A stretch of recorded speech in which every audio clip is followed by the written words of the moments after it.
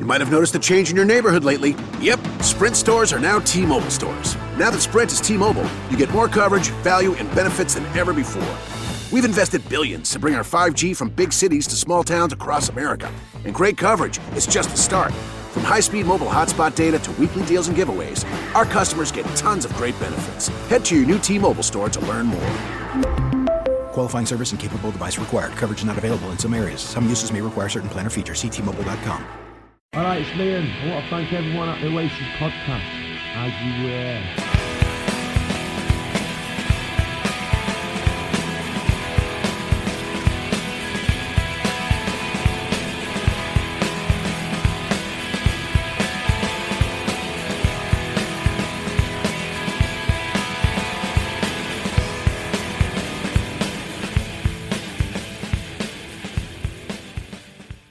Hello and welcome back to the Oasis podcast, the ultimate audio guide to Oasis.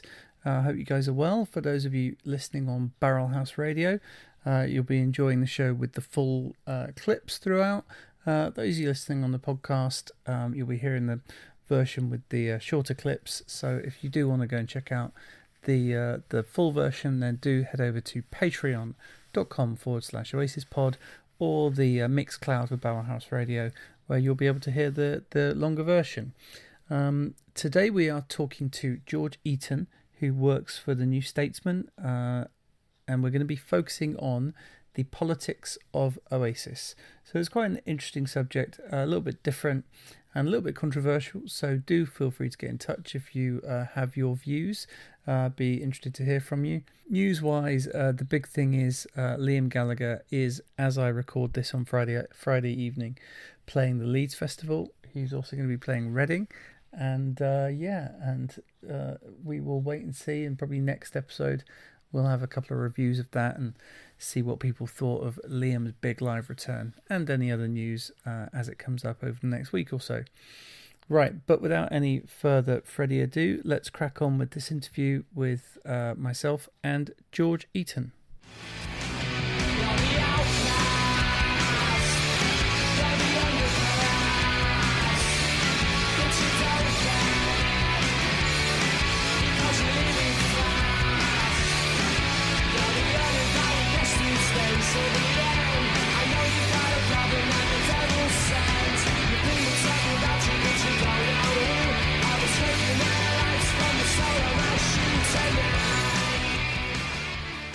All right, so welcome to the Oasis podcast, George Eaton. How you doing, man? Thanks, James. I'm good, thanks. Are you really? Because are you a bit devastated, as a lot of England fans are today? Yeah, after every football tournament, there's always a slightly flat feel to normal life, but I think this one in particular, because England obviously made the first final for 55 years and brought back actually a lot of happy memories for me of Euro 96 as well, which is the first major tournament I followed, and was obviously in some ways the peak of Oasis's career as well. So yeah, well that's been part of the fun, actually, watching there's been so much Euro 96 nostalgia this year. And it's funny, I was down in me and my wife were in Bristol a few weekends ago, and it was actually the day of one of the England games, and she's like, I don't get it, why is everyone wearing like the 90s like England shirts? And like, she went into Marks and Spencer's and they're selling like Euro 96 memorabilia. She's like, I don't get it. And it's like, that's nostalgia. That's our generation sort of looking back. But it is, I mean, it's just so easy when they can do those highlight packages with, Oasis playing in the background, or with this brilliant music in the background, and they can talk about the rise of Blair and they can talk about all of that. And then it's like, in 25 years, they're going to look back at this point and be like, Ed Sheeran, Boris, be like, that's very true. Yeah. Yeah. And obviously with the Nebworth film and photo book coming out soon, that will be sort of another nice excuse for some 96 nostalgia. Yeah, absolutely. That was just the first sort of little poster for that came out today, I think, 23rd of September in cinemas. So yeah, should be really good. We might do a meet up for that somewhere around the country. That would be good. Yeah. So whereabouts did you Whereabouts did you grow up then? And so I think you're a bit younger than me. I was going to say 96. You would have been what, 9, 10, something like that? Yeah, I was 9 at the time of the Euros. So I grew up in a village in Hertfordshire called Chorleywood, and I live in Bow in East London now. And my route to Oasis, probably quite similar to a lot of people at the time. It was hearing Wonderwall on the radio about 9 or 10, and then got Morning Glory. That's the first album I got. Then went back to Definitely Maybe. And Oasis were the first sort of band I really fell in love with. And I credit them with a lot in terms of it was discovering Oasis that sort of got me into indie and rock and led me to discover so many other bands, among them the Manics, who really I sort of credit with my interest in politics through their lyrics, because I was always someone who would devour lyrics. And obviously, as we'll discuss, there's sort of political elements in Oasis's lyrics, but it was more explicitly political bands that then led me to politics and then to journalism. But I've always sort of kept that fondness for Oasis as sort of the first band I loved. And then the Gallaghers are obviously very much still a presence in the cultural and musical life of this country today. So it feels as if, in some ways, it does feel like an exercise in nostalgia. But what's great is that Liam and Noel are still making music which feels very relevant to these times as well. Yeah, exactly. So it's not just like going back to, just that stuff. It is, as I say, not only are they making music, but it's still kind of relevant. It's still, doing well in the charts. They're still appearing on the big mainstream TV shows. They are still, probably more so than even like a lot of the, obviously you've got like McCartney is, still hanging around and things like that. But I don't think there's that many like that are still as relevant and as successfof. I mean, U2, from the 80s, but there's not many, they are properly in that. There's only a few that are still hanging around in that world.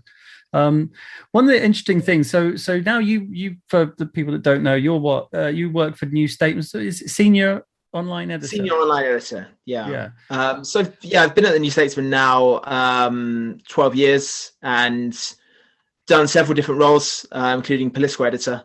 And we're for those who don't know, we're a weekly political magazine out every Thursday, founded in sort of 1913 as a left-wing weekly, and available obviously online 7 days a week.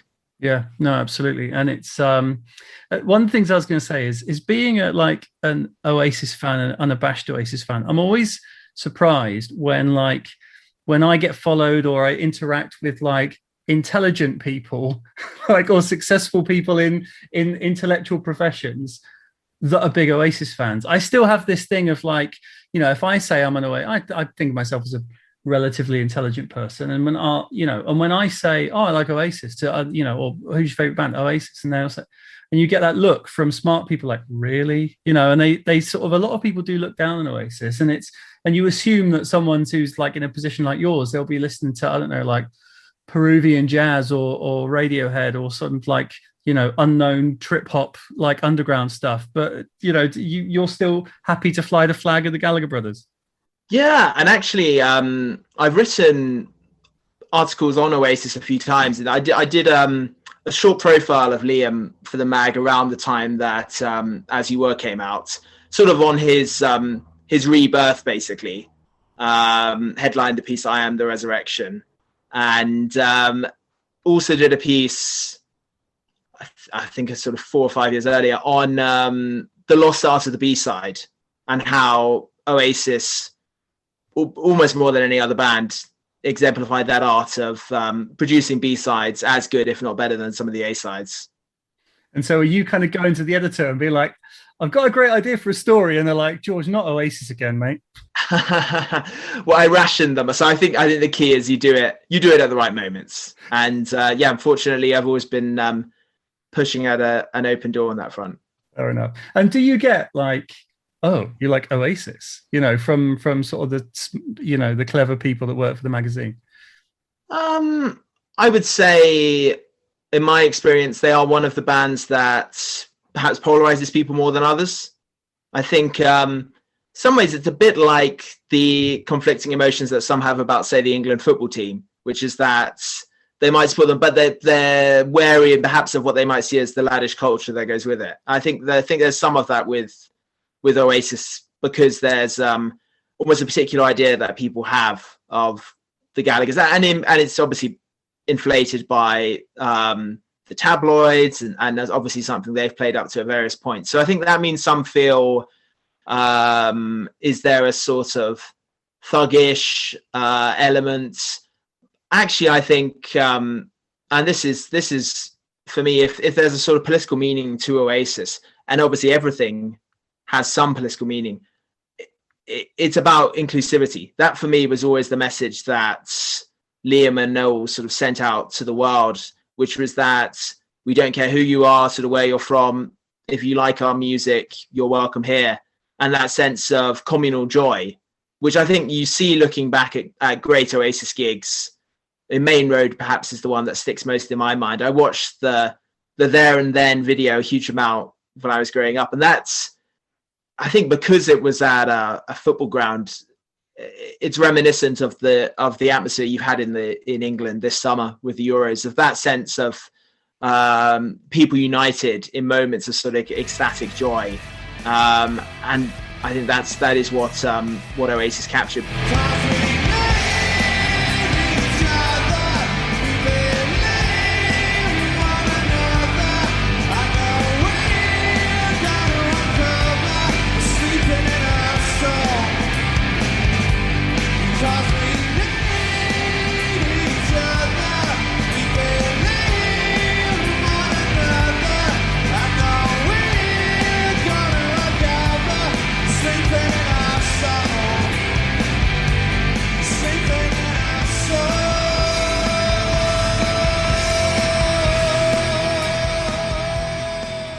It's because it's when you have so many millions of people, whether they're all listening to a particular album or through a gig, they're all experiencing the same emotions. And I think this is something that Noel's touched on recently in relation to Nebworth, that this was the pre sort of smartphone generation as well. So perhaps those moments were easier to have. But I think the experience this summer shows as well that you can still recapture that. And I think I went to Liam's gig in Finsbury Park, and there was definitely still that sense of unity there.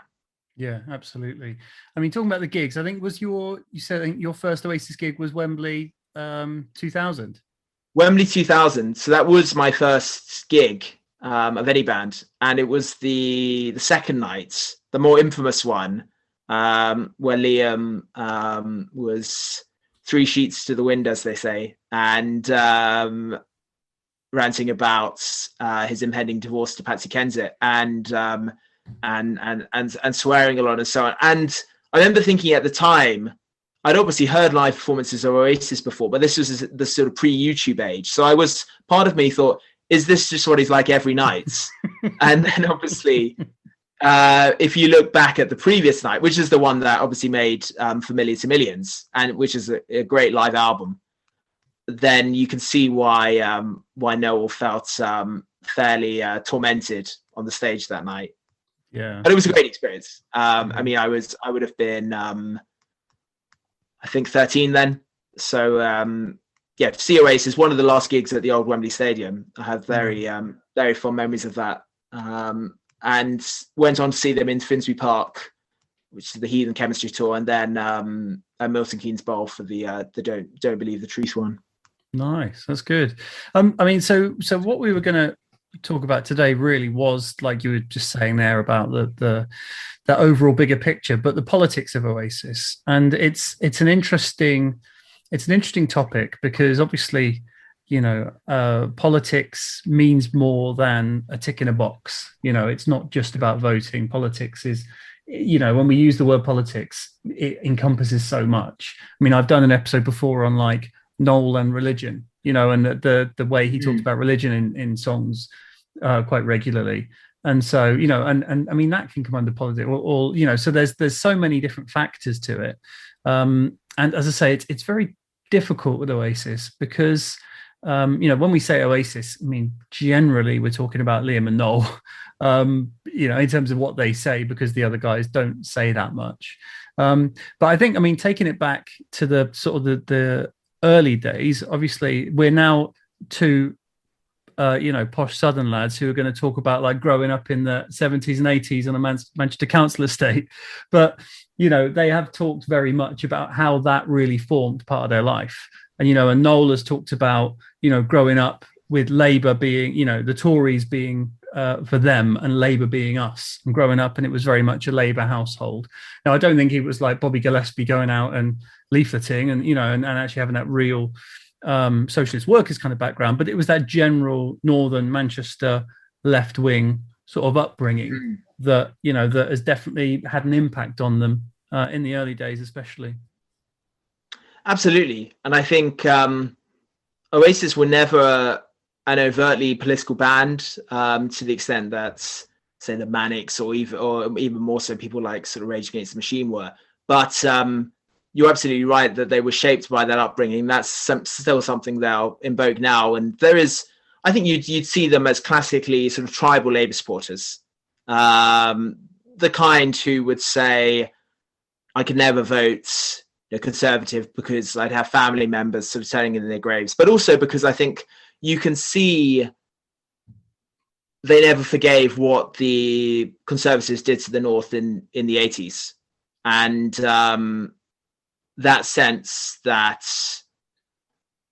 the old, what's known as sort of one nation conservatism had given way to something much harder edged, where essentially some communities were seen as economically worthless. And obviously mass unemployment was perhaps the most sort of direct material effect of that economic approach. And, Noel and Liam have both talked about being on the dole, and, I'm sure you'll come onto it. But for me, the most politically resonant lyric in Oasis is that line from Cigarettes and Alcohol. Is it worth the aggravation to find yourself a job when there's nothing worth working for? And Oasis are an example of one of those bands who experienced the door and actually, in a way, provided them, I think, with the impetus to form a band, because there was this sense that there's got to be something better than clocking in at the job centre. Is it my imagination, or have I finally found something worth living for?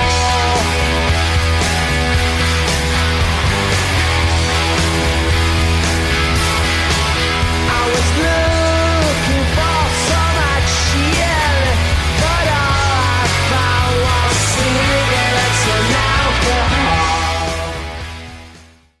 And there's a story, don't know if it's a slight urban legend, but the story goes that Liam went to a job centre and told the recruiter there that he wanted to be a rock and roll star. And whether it's entirely true or not, it captures, I think, that sense of defiance that they had.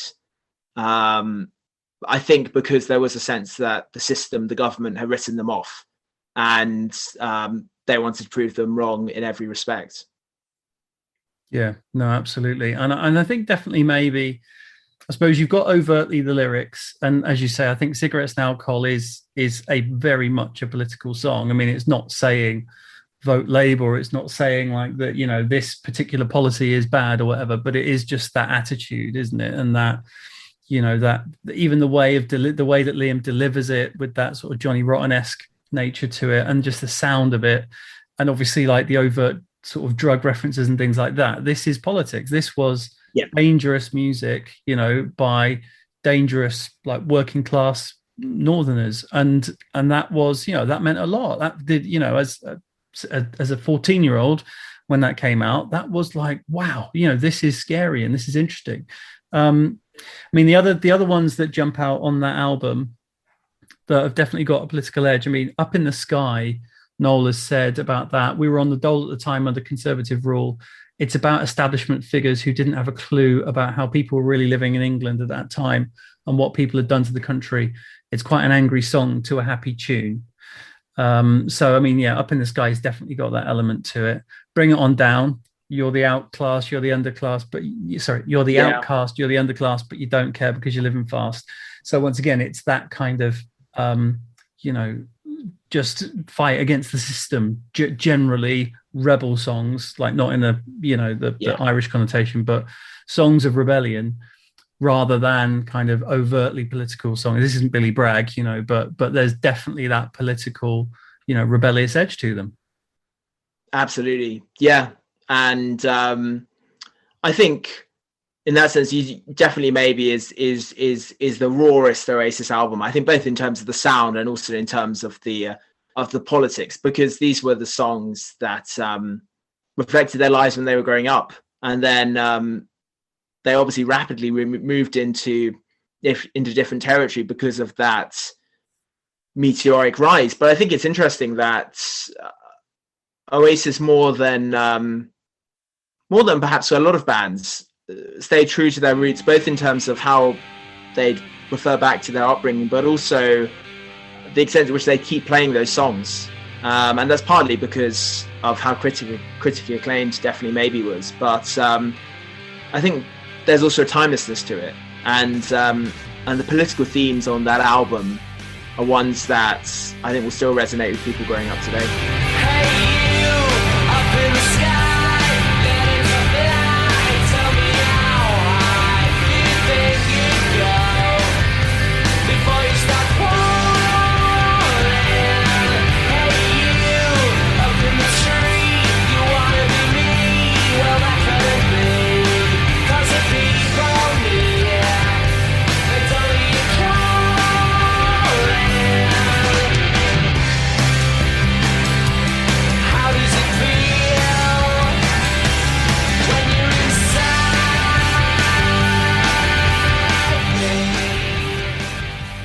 Like even like B-sides from the era, like Listen Up, has got that great line, day by day, there's a man in a suit who's going to make you pay. Yeah. And it's like that. You go, yeah, it's, there'll always be, for hundreds of years, there's been a man in a suit.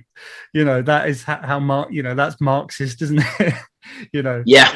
There's a man in a suit who's going to be in charge, and I think often it's a lot of those Oasis songs are, they are about, even Rock and Roll Star, it's about not accepting, what the basic life that's being offered to you and trying to fight against it and do something else.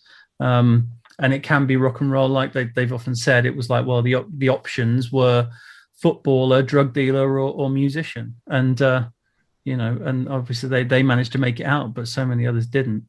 But yeah, as I say, it's I think it is political. It's, as I say, it's not the Manics, it's not Billy Bragg, but as someone who experienced it at 14, it was dangerous. And I remember thinking, this is dangerous music, and it swears, and it's aggressive, and Liam's sneering. So no, it's definitely political in its own way. And obviously the interviews as well at the time, while it wasn't, there was snipes at Tory governments, and it was more, like you said earlier, it was about playing up. And I think that this is a theme that will come up again and again, is that, whatever Noel, so I suppose there's two key things here. There's Liam generally doesn't pay a huge amount of interest to it.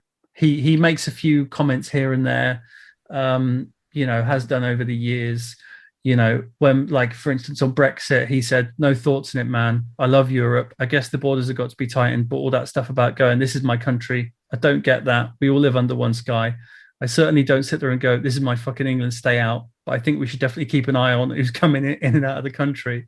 That just makes common sense, because you don't want a load of loony cunts coming in, but good people should be allowed to move and groove wherever they want.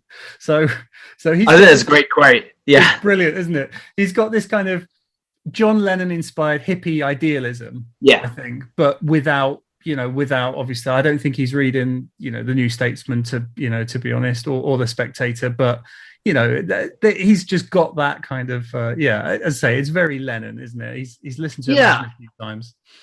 Yeah, I think you're absolutely right on that. And it's interesting that the songs Liam's written for Oasis, with some exceptions, often are closest reminiscent of Lennon's solo stuff and that slight sort of hippie idealistic vibe. But I think that's also fused with a punk ethic as well, which is a sort of disdain for people who impose rules on you or tell you how to behave a particular way. I think, which again is a sort of there's a political spirit to it. I think there's a sense that I think you see it with some of the clashes you've had before between governments and things like rave culture and any kind of attempts to dictate terms to the music industry. I think that's something that Liam expresses a rebellious spirit against.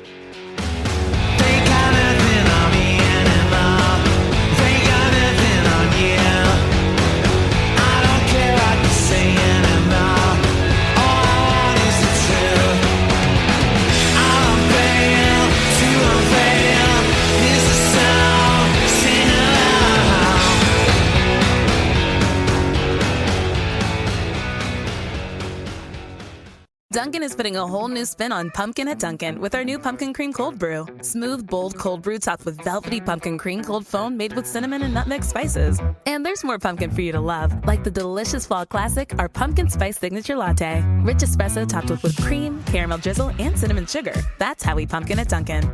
Sip into the fall season with the $3 medium pumpkin cream cold brew or pumpkin spice signature latte. America runs on Dunkin'. Participation may vary. Limited time offer. Exclusions apply. Valid on pumpkin spice signature latte only in all cold foam cold brew. No, absolutely. And then you've got Noel, who's a very tricky one because, as I say, I think with Noel it's difficult because you never know when he's got his tongue firmly in his cheek, and you never know when he's just trying to get a rise out of people. So, obviously, like moving on from Definitely Maybe, I think the key event is that, the money starts flying in. And these guys are very happy to flaunt their wealth, and they're very happy to, be very pleased and proud of the fact they now have money. And I think I've mentioned this on the podcast before, but I think it's much more of almost a hip hop attitude. If you've got it, show it. Whereas actually, Coldplay and bands like that, it's like when they have success, it's almost like they dress down more, they want to look, they want to sort of cover that up. But I think that Oasis have always been happy to embrace that kind of showy capitalism. They've always been, buy our records, buy a T-shirt. They've always been very sort of money driven and been, this is the single, go out and buy it. That's always been part of it. They've never it's never been the egalitarian Radiohead give your album away for free thing. These guys are after your money and are very happy to then take your money. Completely. And I think that the hip hop comparison is a very good one. I hadn't thought of that before.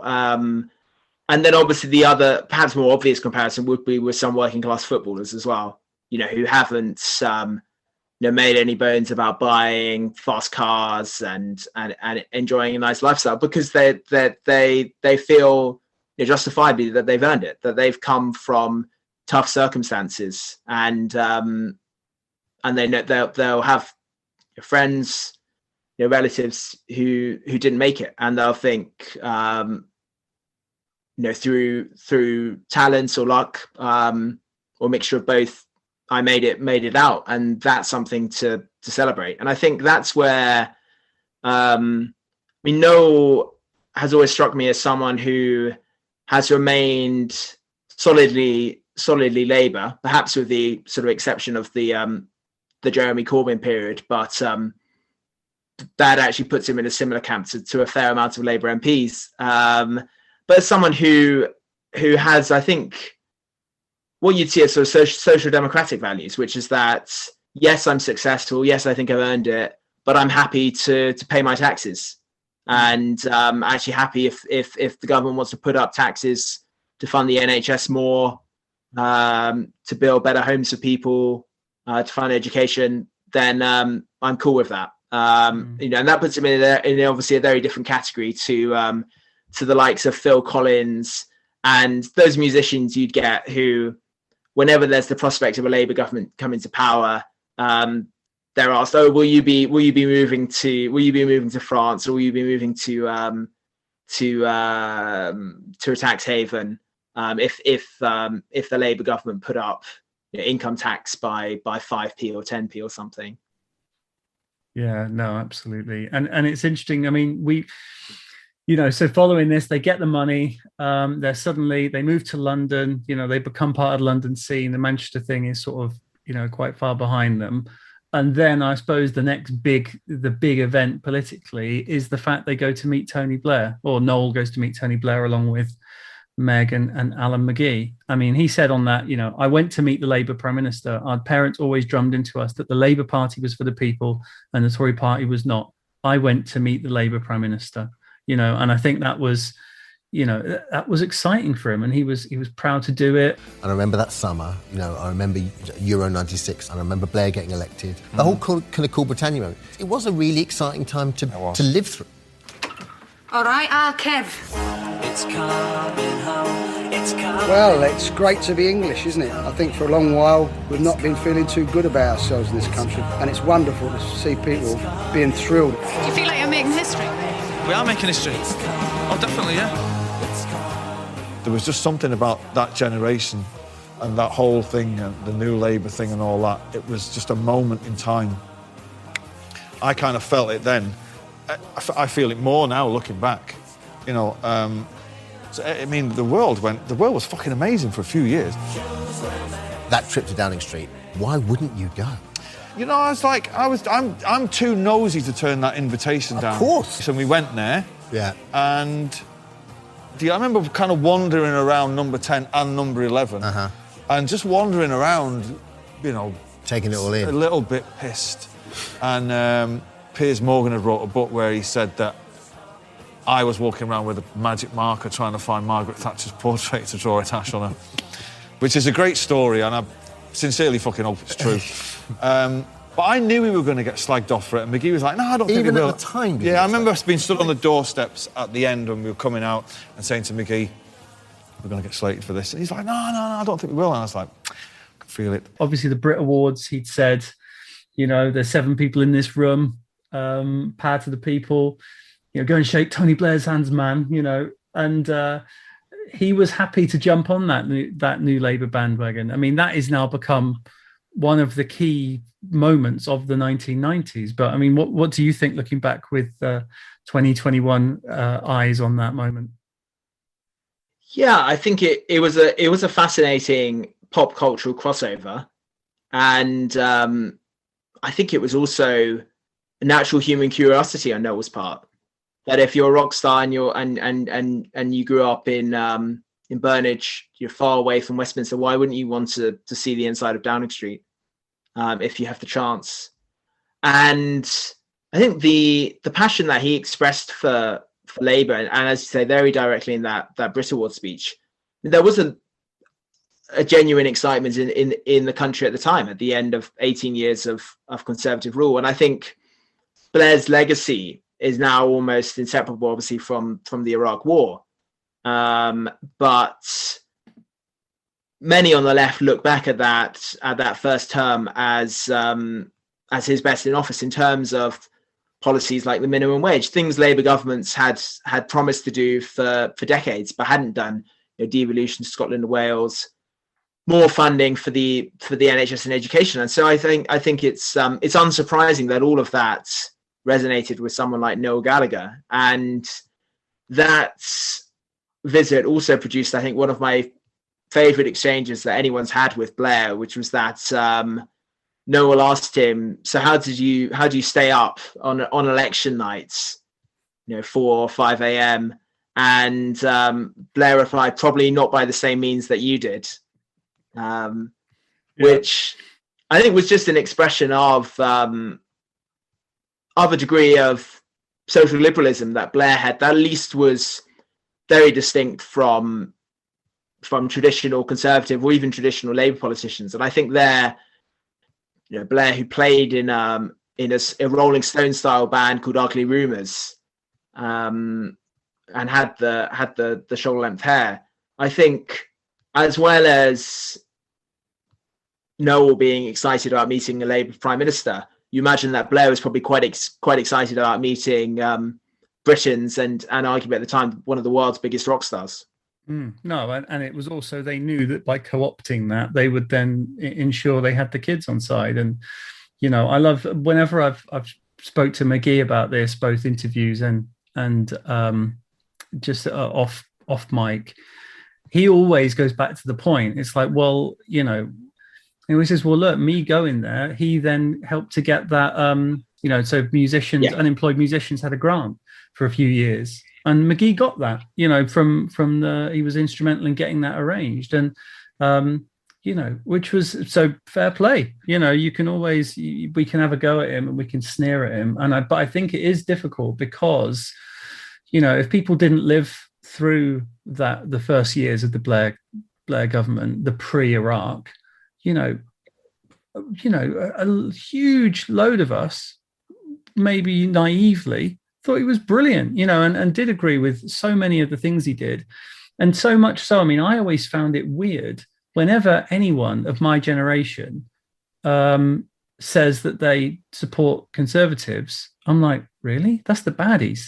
You know, like how could you? It just doesn't fathom in my head how you could, what? You know, it's like, but if you grew up under Thatcher and then Major, they were the baddies and Tony Blair was the hero. You know, it was just, that was obvious. And no one supported the Conservatives of my generation because it, you know, it just would have been the wrong thing to do.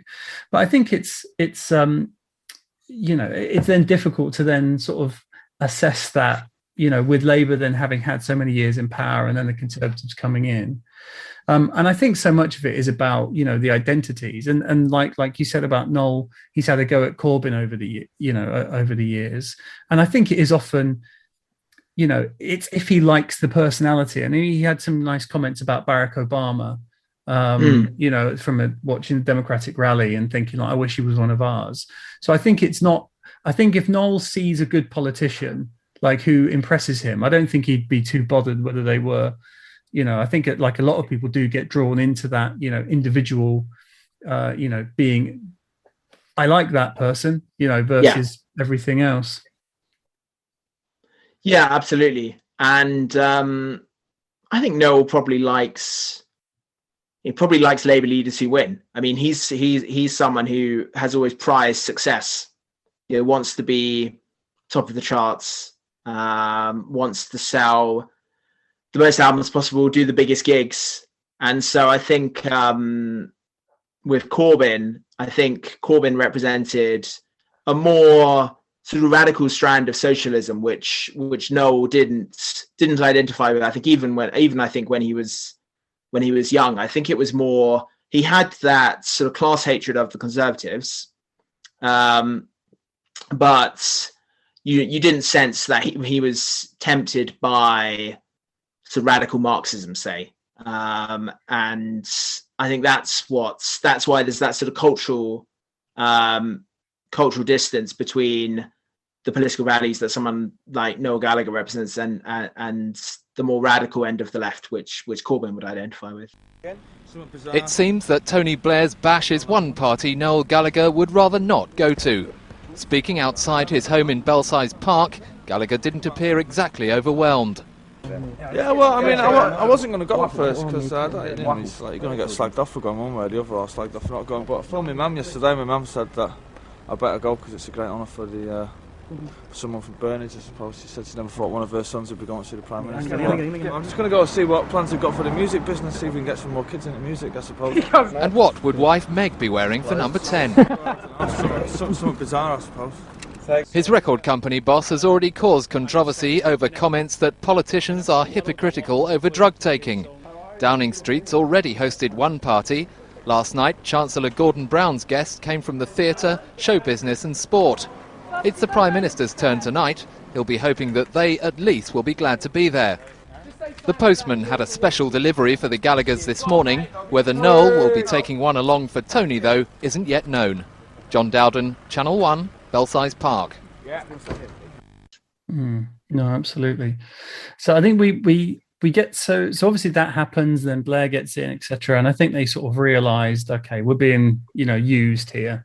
I think that's sort of, I think they were all they understood that they were being used, but they understood that, they were using them as well. And I think they all kind of accepted that that was happening. But then he kind of steps away from it.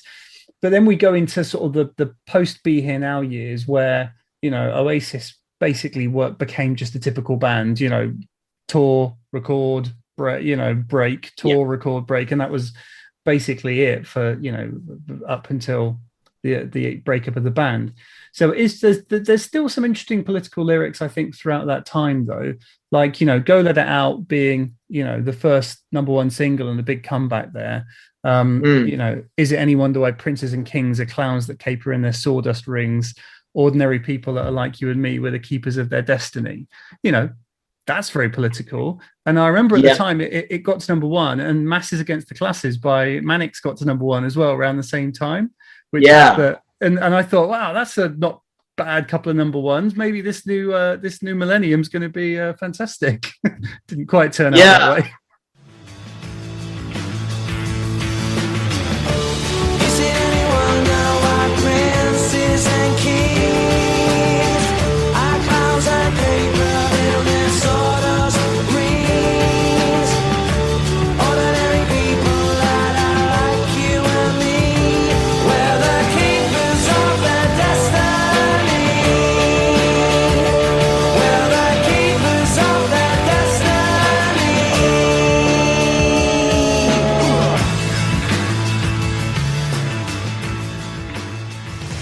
Hello, it's us again.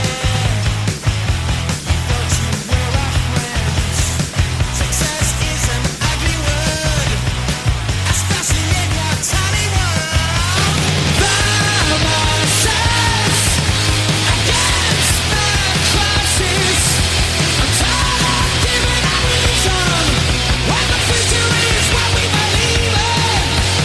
We love the winter.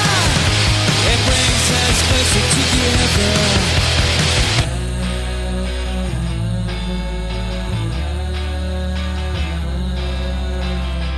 You're absolutely right to single that line out, and I think it's a great track. And that's an example, I think, of that sense I was trying to describe earlier of the sort of communal joy of Oasis. This sense that the solutions, hope lies with the people. That you don't need to look to the establishments or the elites for solutions. We can do it for ourselves. And I think a song like "Live Forever" has a similar sentiment in some ways. There's that belief that you and others can achieve a kind of immortality in terms of which Oasis have done, really. I mean, those songs, and Noel seems stunned by this himself, how much those songs from the 90s still resonate with people. And I think you saw an example of that after the Manchester bombing in 2017, when the crowd there began spontaneously singing "Don't Look Back in Anger." And that was a political moment, because I think that's not a obviously political song, but you can see why people invoke that sentiment at political moments, because it's a sense of let's believe in the sort of better angels of our nature, and let's sort of stand up for the best of humanity. At 11 this morning, a minute's silence was observed across the UK to remember the 22 people killed in the Manchester Concert Hall terror attack.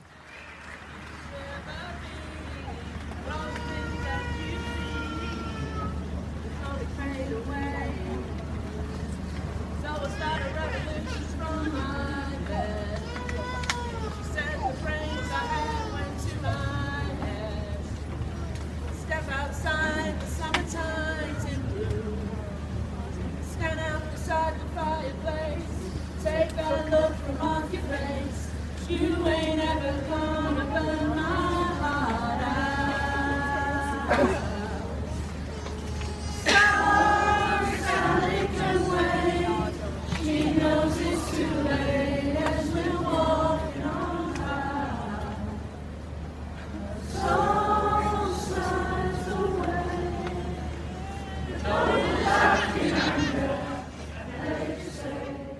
I was watching that live. You're joking? I was watching that. I happened to be watching it at home, and I was, well, speechless. You know what I mean? I was kind of, yeah. It's a tragic, and it's such a tragic event.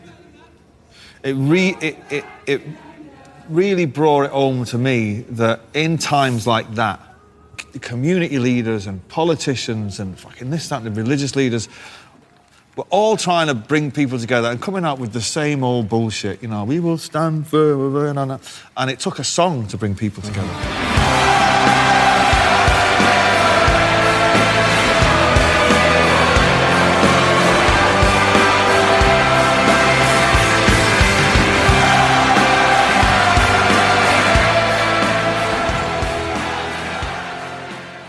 Yeah, no, I know what you mean. And I think it was interesting going back to the Euros, you know, obviously like Sweet Caroline became the big song along with Three Lions this year, whereas that could have easily been, you know, Don't Look Back in Anger. Yeah. You know, if that had been Don't Look Back in Anger, you would have had that, you know, communal crowd singing exactly the same as you had for Sweet Caroline. We've had it before, obviously. And then also the montage, you know, the famous 2002 montage that you Stop Crying Your Heart Out, which was extremely powerful. And I think a lot of people, myself included, still kind of can't think of Stop Crying Your Heart Out without kind of combining it with, you know, with that football thing. And I was wondering, like, you know, we were also thinking, oh, will there be an Oasis song used on the inevitable England tragedy montage? Or maybe I was thinking maybe it'd be once, or, you know, if England do well, then maybe they'll use Flying on the Ground, you know, but no, it didn't happen in the end. I think they went for like Songbird, but not Oasis ones, Eva Cassidy's one. And I thought, Eva Cassidy Songbird, come on, like this could have used plenty of Oasis or Liam or Noel songs instead of that. But yeah, they do have that resonance, don't they? That as I say, even if they're not overtly political, there is something political about that act just in itself of singing and coming together. Yeah, very much so. I think we've got, there's a few others that jump out. So for instance, like Mucky Fingers from Don't Believe the Truth. Okay, I know you think you deserve an explanation of the meanings of life, but what you think that you heard slipped away from your back of your mind. You get your mucky fingers burnt. So I've always thought about that as like MPs, like dodgy MPs. With their, I don't know when the expenses scandal was. I think it's probably a few years before that. But there was plenty of like cash for questions and things like that had gone on in the years before it. You get your truth from the lies you were learned, when all your plastic believers will leave us and they won't return. And when you look in the mirror and you're tying up your buttons and bows, and as you face your disease, you can squeeze into the emperor's clothes. You found your God in a paper bag. You get your history from the Union Jack, and your brothers and sisters have gone and they won't come back.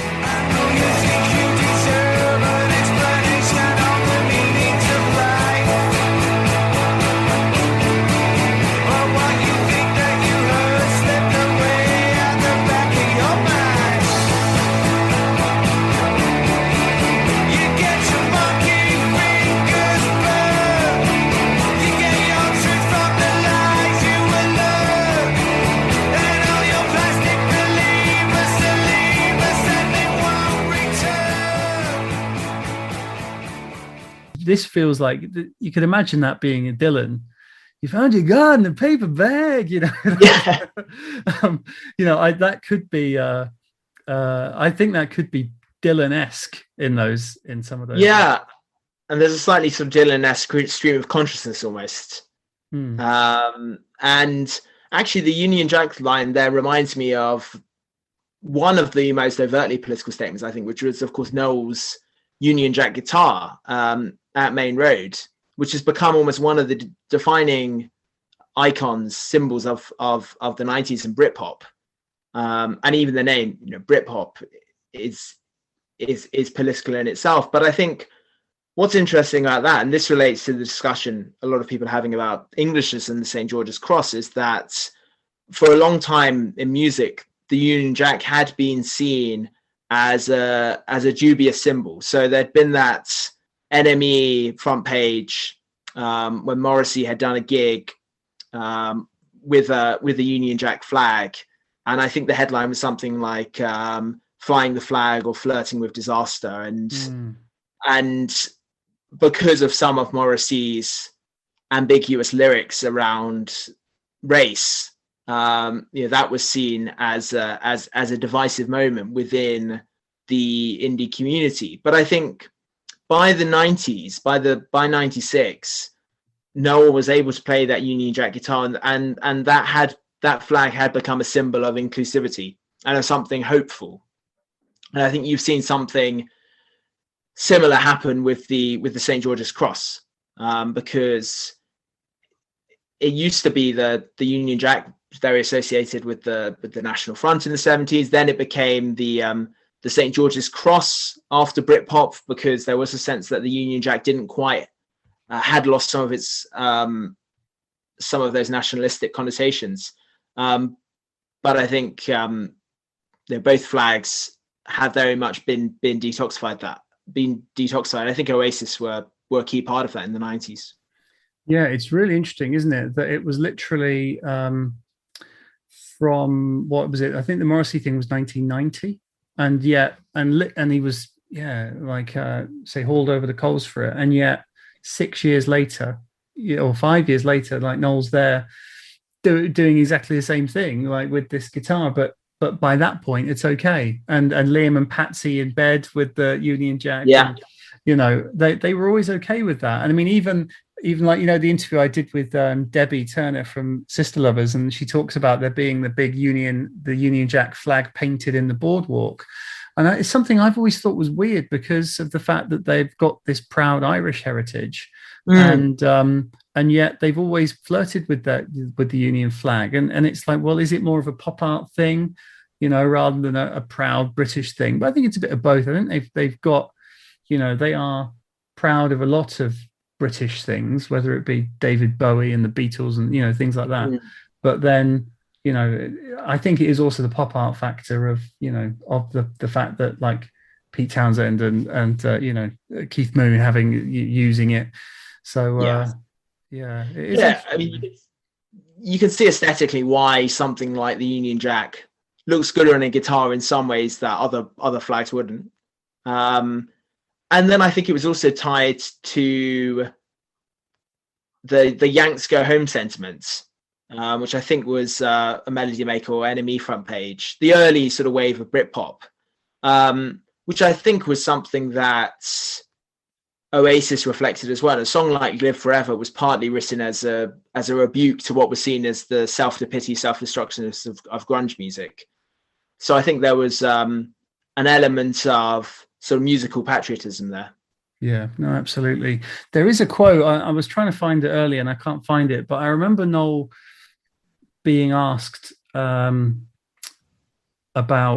politics, and him saying something like, well, we don't write protest songs because there's nothing to protest about. Like, if there was a revolution, if there was a reason to have a revolution, we'd be at the front of the queue with our guitars or something like that, which, I thought was quite interesting. It's like, well, it's not worth having a revolution, but we would be there.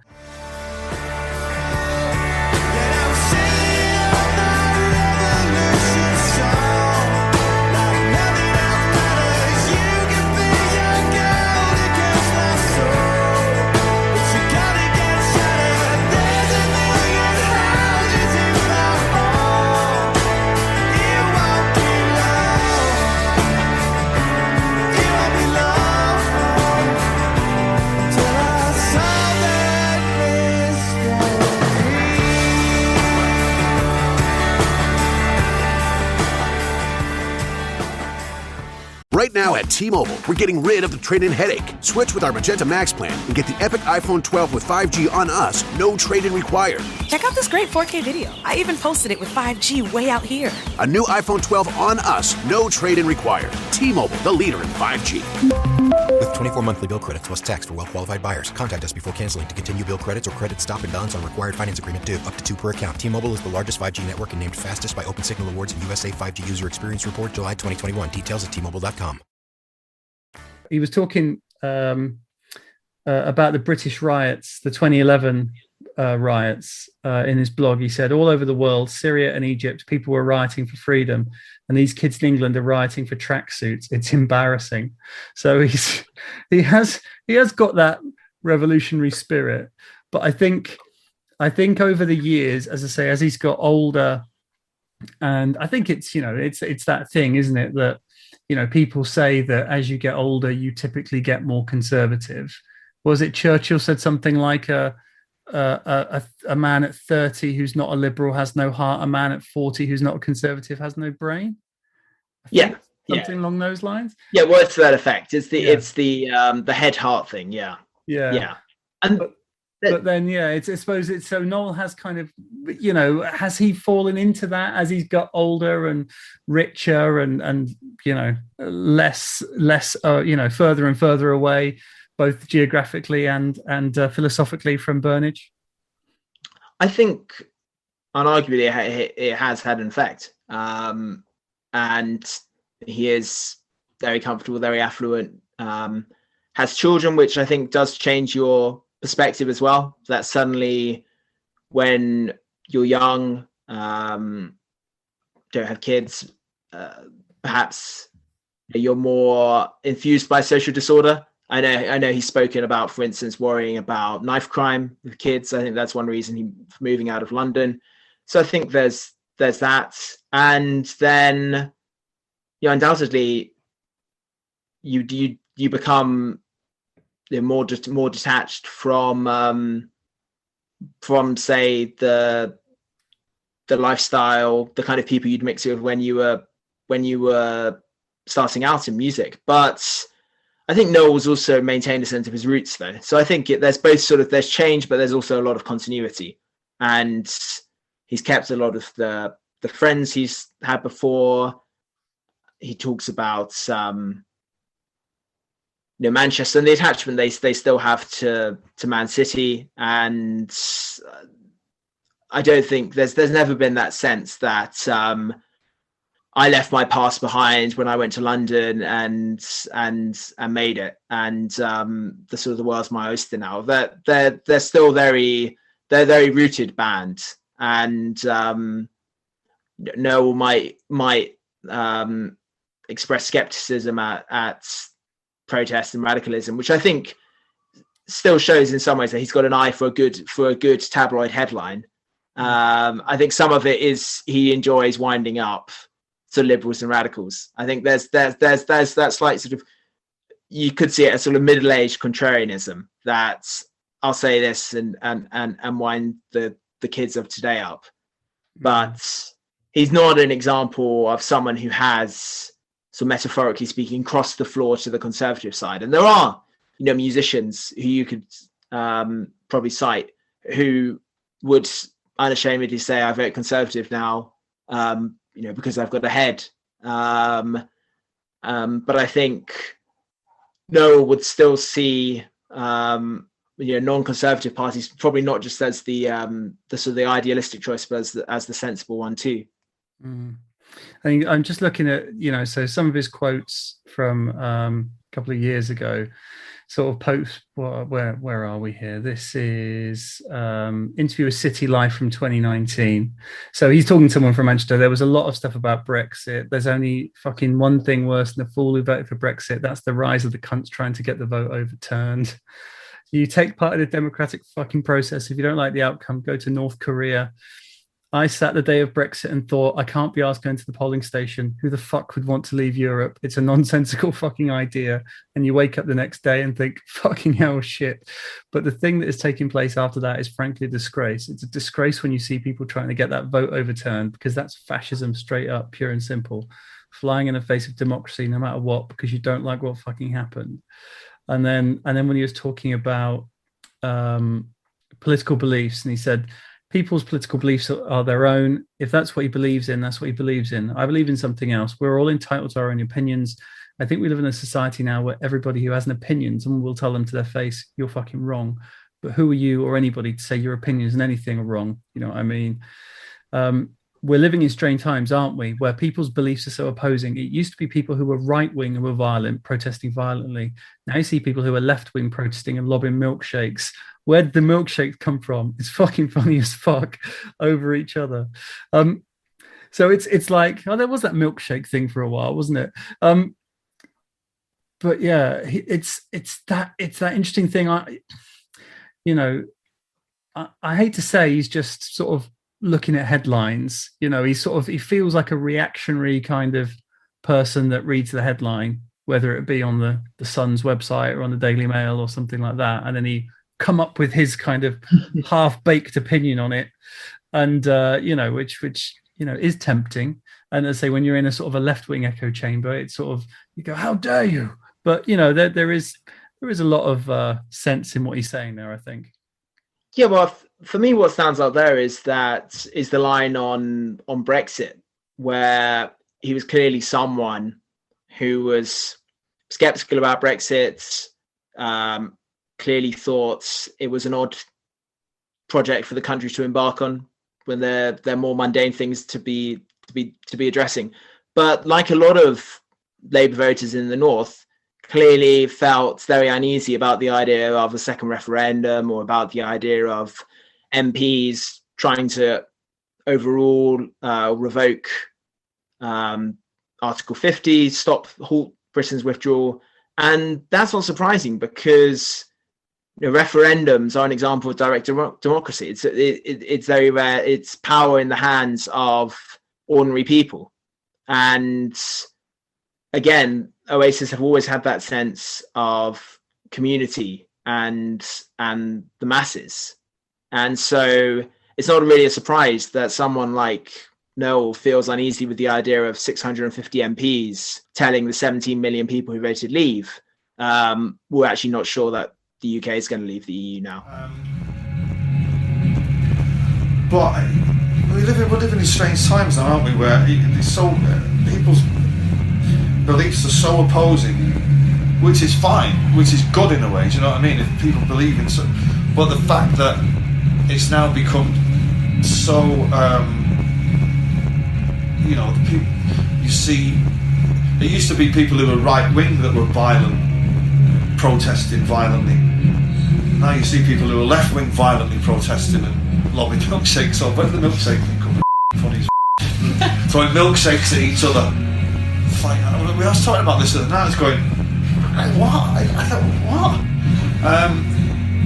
what? So you're not seeing people from the left are no better than the people from the right in that respect. It's quite sad, really. And all over something that was frank, a democratic vote took place, and it went one way. And the other people don't like it. And I said to most people, there's only one thing worse than a fool who voted for Brexit. That's the rise of trying to get the vote overturned. It's like you take part in a democratic process. If you don't like the outcome, go to North Korea. If I sat the day of Brexit and thought, I was going to the voting station, who would vote to leave Europe? It's just a bit of nonsensical idea. And you wake up the next day and just think,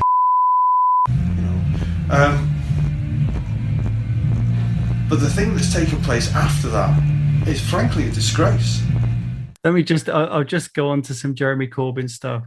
So he said, I hate the Labour Party. I have fucking got no time for them anymore. Fucking student debater. Fucking Captain Fishy, craggy, old fucking donkey, fuck off. And then he called Diane Abbott the face of fucking buffoonery.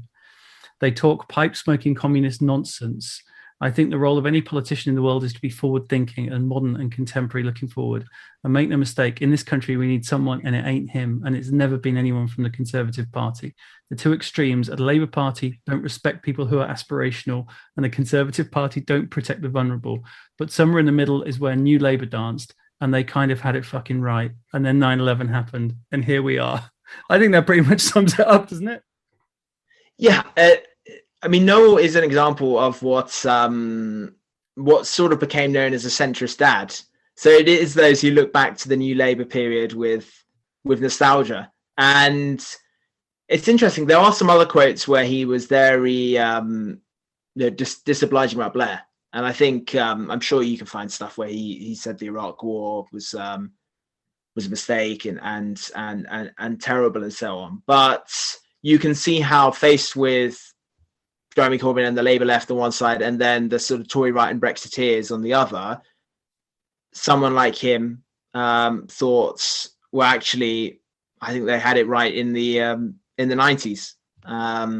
So there is a strong degree of continuity with Noel's politics, but like everyone's, they've been shaped by the context in which they, and all of these questions are of course thrown at him by interviewers. I think that's the other thing is that you have some sympathy when he's continually asked his opinion on all of these things, because he's always been someone who's clearly of the view that bands should reference political, social events in their lyrics, but they're not political parties, and you're not there to sort of issue a manifesto. And so he naturally shoots from the hip.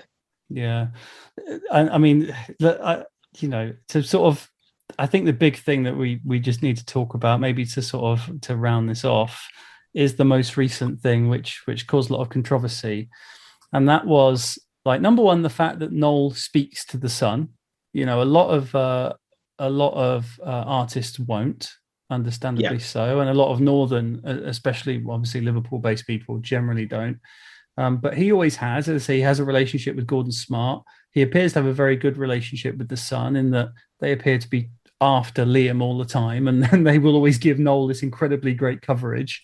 And so he doesn't appear to have any issue with dealing with the Sun or talking to the Sun whatsoever, which I know angers a lot of people. But I think, I think he probably quite enjoys that it pisses people off. Like, he's always been a contrarian. He's always enjoyed that kind of, that deliberately sort of winding people up.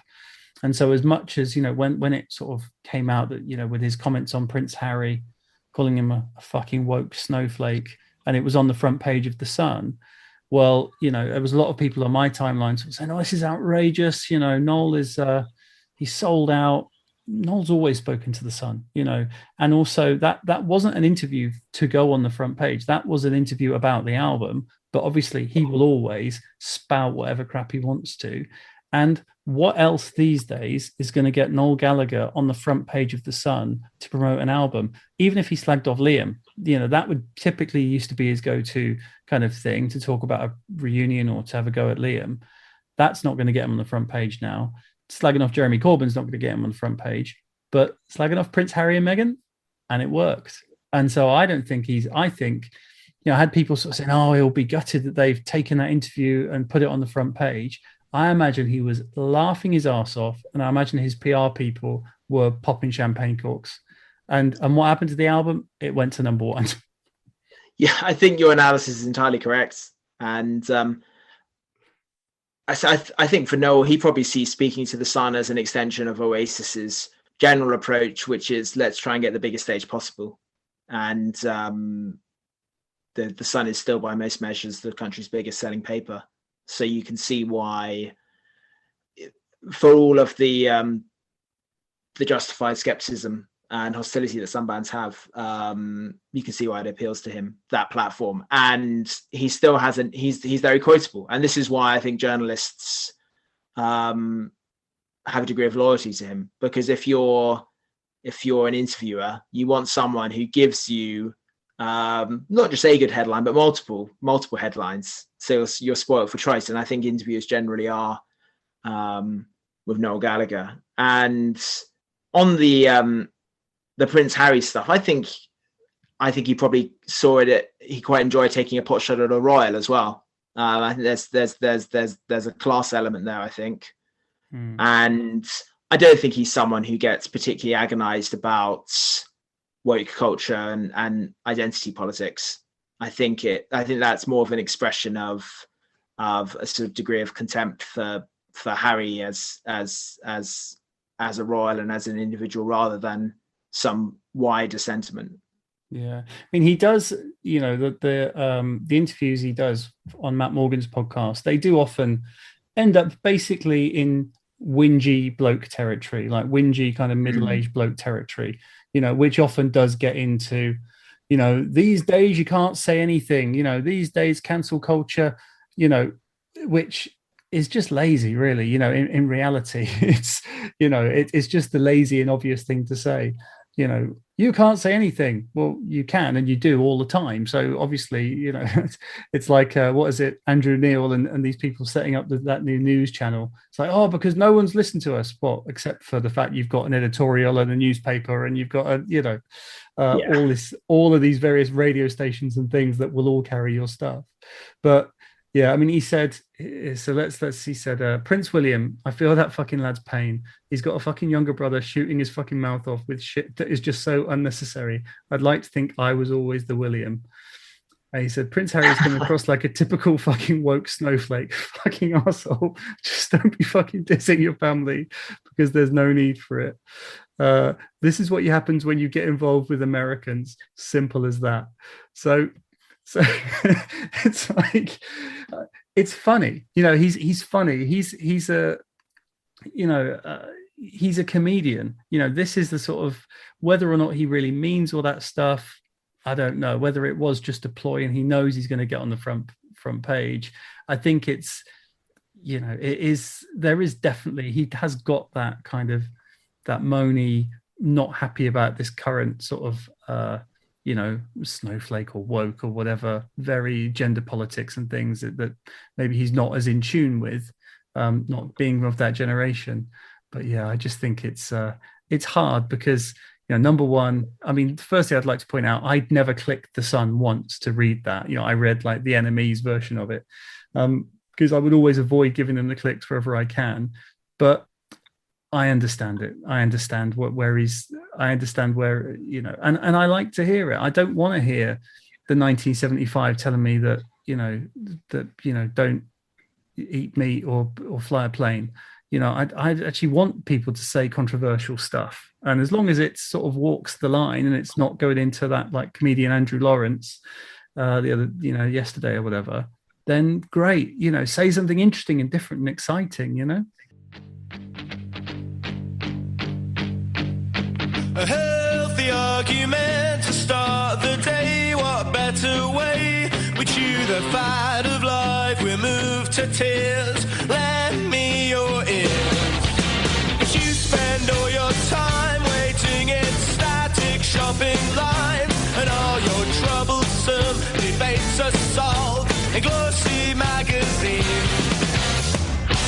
too much small talk leads to a small mind. Tell me what your views are, and I will tell you mine. Well, how's the weather? Grey and boring. It's back to work on Monday morning. Oh, let it go. Tell me things I'd like to know. Frighten me, enlighten me, oh no. You might have noticed a change in your neighborhood lately. Yep, Sprint stores are now T-Mobile stores. Now that Sprint is T-Mobile, you get more coverage, value, and benefits than ever before. We've invested billions to bring our 5G from big cities to small towns across America. And great coverage is just the start. From high-speed mobile hotspot data to weekly deals and giveaways, our customers get tons of great benefits. Head to your new T-Mobile store to learn more. Qualifying service and capable device required. Coverage not available in some areas. Some uses may require certain plan or features. See T-Mobile.com. Yeah, I think Noel's always had that sense that rock stars these days, you mentioned Coldplay earlier, are too boring. That no one wants to risk offending anyone. And obviously, so Noel almost glorified in offending people in the 90s. And it's interesting that you wonder how some of his quotes would be received now in the age of social media. You can imagine some of them, I suppose the one about Damon Albarn, Alex James comes to mind, would have caused even more of a storm than they did in the tabloids, because essentially now the rows that used to be played out through the tabloids day by day now get played out on social media minute by minute. But I think he has always had a sense of where the line is. And I think he's always been wary of becoming defined by any particular political view or standpoint, because politics divides people. That's the definition of it.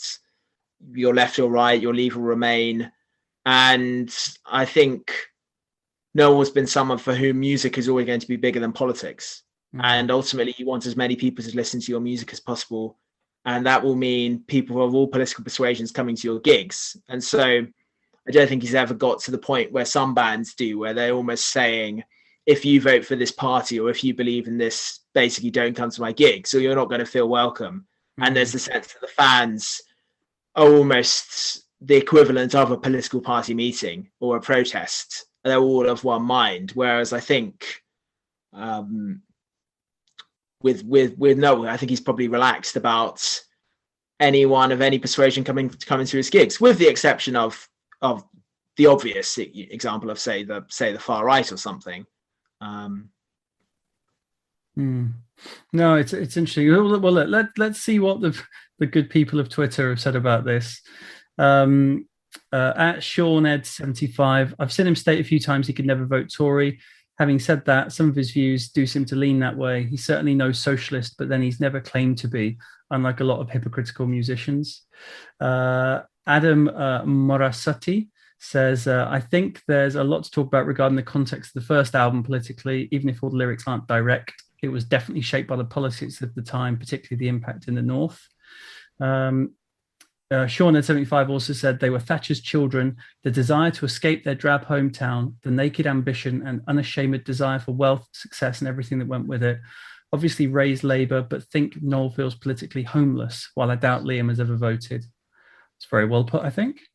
Yes, I mean, that is a great irony, is that they exemplify in their attitudes on definitely maybe that contempt towards the Conservatives because of Thatcherism and because of what it did to the North, but they exemplify the sort of the get rich quick economics of Thatcherism and the market. And so you can see why a politician like Blair appealed to Noel, because Blair was essentially a politician who said, well, you can have it both ways. You can want a fairer society and support social justice, but you can also want to paraphrase Peter Manson, be intensely relaxed about people getting filthy rich. Yeah, I was about to say that. I was trying to place that Mandelson quote. Yeah, absolutely.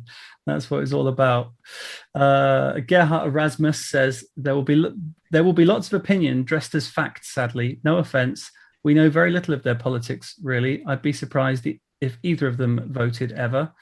Well, as we said, politics is more than the cross in a box. And I think we've covered a lot of it, and I think we've done a good job, George. Paul Chandler says, moronic reactionaries detached from the real world, I'd say. Thank you for that. Mark Dudley, we all know Noel's voted Tory since 2010, don't we? That's why he and Liam don't speak anymore. And Nanomaticals, who's at Every Song Sung, says, my thinking is it's a risky topic. Well, it's definitely that, and we'll wait and see what people's reactions are to the topic. But I think it's, as I say, I think without them being the Manics or without them being Billy Bragg, I think it is a really fascinating area that, that there's so much more. I think we've covered a lot of it, but I think it's, and we'll have to see what happens as the next albums come out, and as things change in British politics and world politics, how Noel and Liam will react to that over the next few years. Yeah, and I think probably I'm like most listeners, dream sort of semi-regularly of a reunion, but I'm also of the view that it will never happen. Oh, fair enough. Well, and George, where can you see?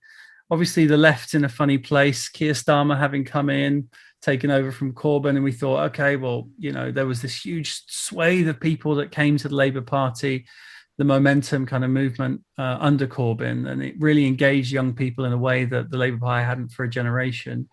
But then obviously Corbyn was never going to win the election, so they got rid of him. And then the hope, I suppose, was that Starmer would come in and kind of still keep those young people on board, but also kind of get those swinging middle people that Labour really need to win the election. But where, having a few months down the line, where do you see him at the moment and the left? I think Labour's in a difficult position. And I think one thing that both Corbynites and sort of Blairites would agree on is that people don't know what Labour stands for at the moment. It hasn't got a clear enough definition. And I think that has to change. And I think Starmer and his team know that. They're also in a difficult position because this has been an unusual political moment in terms of Starmer's been walking this tightrope between trying to be constructively critical and making it clear where the government's made mistakes during the crisis, but not wanting to be seen as the opposition trying to undermine the government at a time of national emergency. I think that's difficult for any leader to balance. But in terms of where the wider left is at, there isn't an obvious left alternative to Starmer at the moment, in the sense that the Socialist Campaign Group, which was so the faction that Corbyn identified with, at the moment they don't have the numbers needed to put up a candidate. The person who is a rival to Starmer in terms of Labour members' affections and in terms of his increased profile is Andy Burnham, who is an interesting political figure in terms of someone who has captured the public's imagination. A hugely popular mayor of Greater Manchester, one with significantly increased majority, and that's someone who would be interesting to sort of see what Noel and Liam make of him, because he's someone who had been written off. He'd stood for the Labour leadership twice and lost. Had been seen as someone who flip-flopped, who started as a new Labour cabinet minister, then after Labour's defeat in 2015, very much pitched himself to Blairite voters as someone who would break with some of the policies Ed Miliband had promoted. But then when Corbyn sparked this wave of enthusiasm, shifted to the left again. But I think he's been reborn as a politician by getting out of Westminster and through his obvious commitment to Manchester and through the personal loyalty and appeal that mayors carry. Yeah. So, and I mean, one view on how Labour recovers is that it will be through politicians on a local level, like Andy Burnham, who show what Labour politicians can do when they've got power. Because I think that's the other problem that Starmer's had, is that in opposition, all you can do is say things. There's not much you can do. And I think at the moment, the Conservatives are in the position where, after years of austerity, which had a terrible effect, obviously, on significant parts of the country, including probably areas the Gallaghers know very well. There's a sense that they've opened the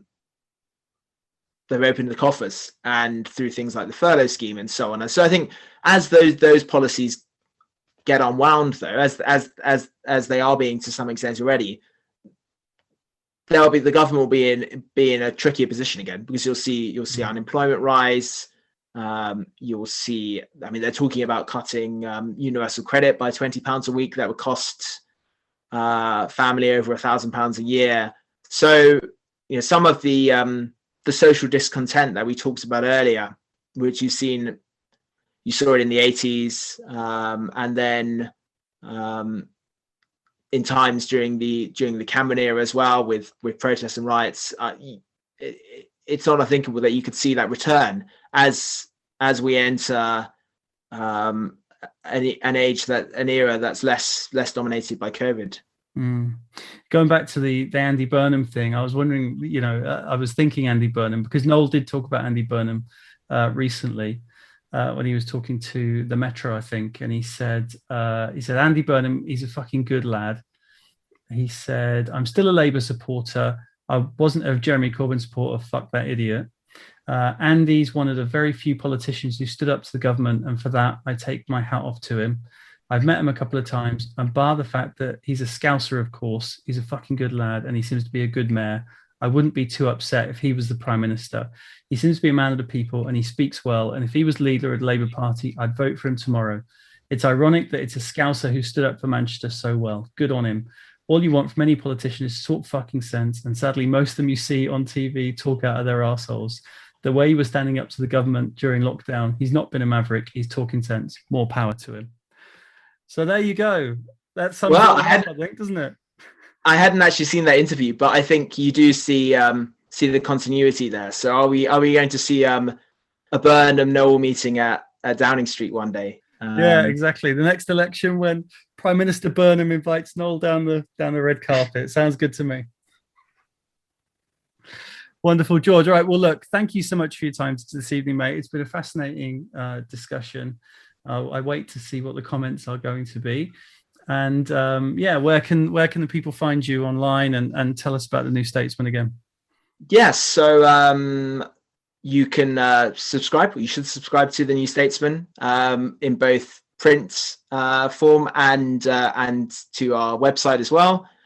You can read lots of great columnists, and we have weekly album review, long interviews with musicians, book reviews, film, TV. So it's sort of culture as well as politics. And then you can find me on Twitter at George Eaton. Wonderful. All right, George. Well, thank you so much for your time, mate. Thanks very much. It's been a pleasure. Don't believe celebrities, the money sucking MPs, the device in your hands, imitation beauty.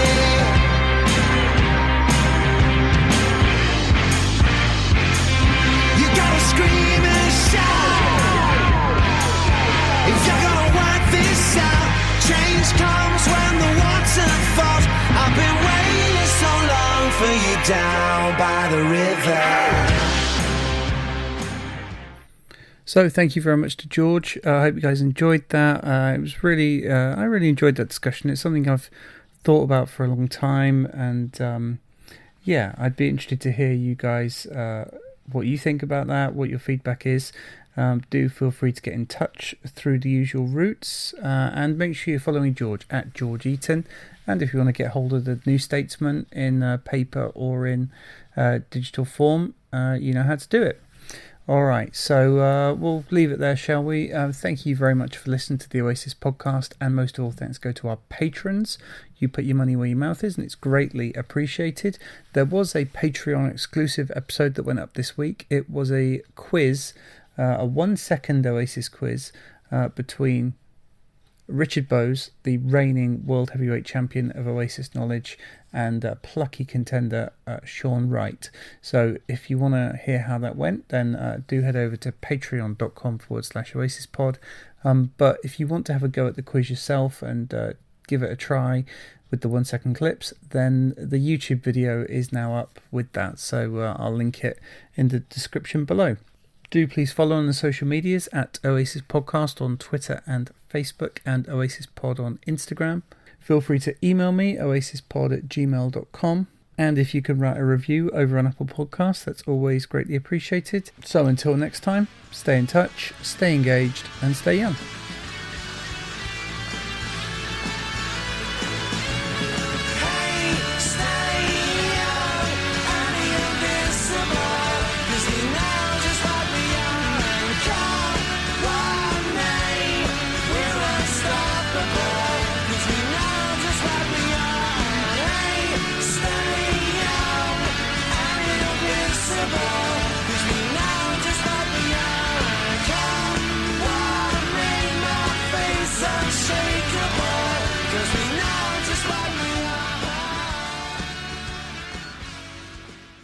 You might have noticed a change in your neighborhood lately. Yep, Sprint stores are now T-Mobile stores. Now that Sprint is T-Mobile, you get more coverage, value, and benefits than ever before.